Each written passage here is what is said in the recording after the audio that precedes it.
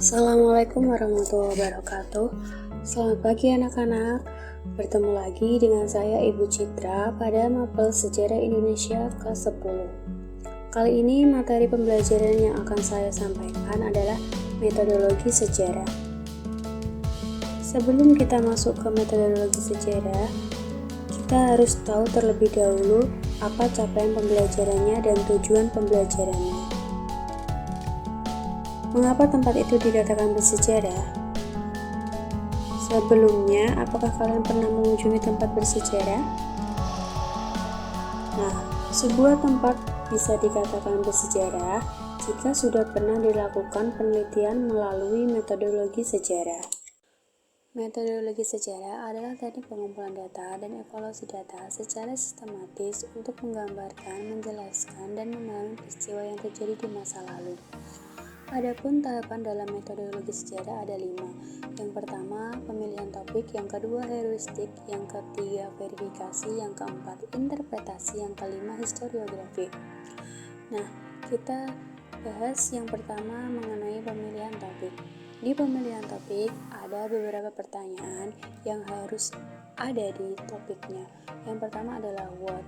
What ini apa yang akan diteliti, kemudian who siapa yang akan diteliti, kemudian where adalah di mana penelitian sejarah yang akan kamu lakukan, kemudian ada when adalah kapan batasan waktu atau periodisasi objek penelitiannya, kemudian ada why adalah mengapa memilih topik penelitian tersebut, dan yang terakhir adalah how itu bagaimana hal itu terjadi.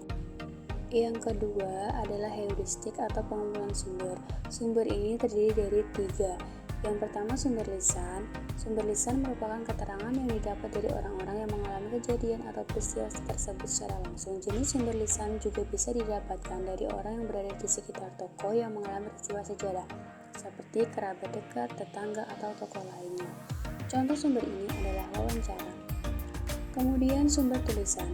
Seperti namanya, sumber ini berisi keterangan tentang peristiwa sejarah dalam bentuk tulisan.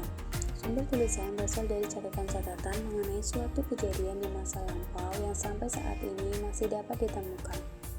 Beberapa contoh sumber tulisan dalam penelitian sejarah yaitu dokumen, prasasti, piagam, naskah, surat kabar, dan laporan. Yang ketiga ada sumber benda. Selain sumber lisan dan tulisan, sejarah juga dapat diketahui dari sumber benda.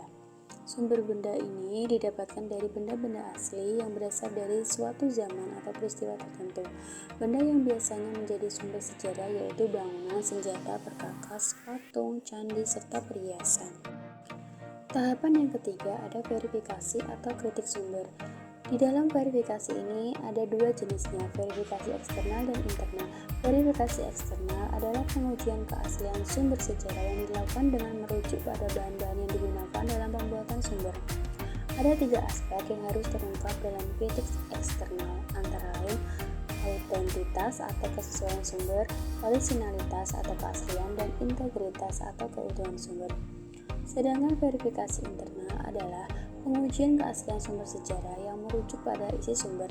Ada 3 aspek penting yang harus diungkap dalam kritik internal, antara lain sifat sumber atau persenian sumber, latar belakang penulis sumber, dan perbandingan dengan sumber lainnya.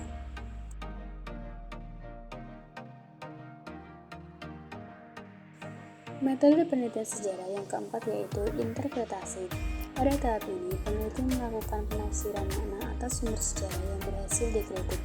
Penafsiran yang dilakukan peneliti harus dilandasi sifat objektif. Kalaupun membutuhkan sifat subjektif, peneliti harus bersikap subjektif. Tahapan yang kelima adalah historiografi atau penulisan sejarah.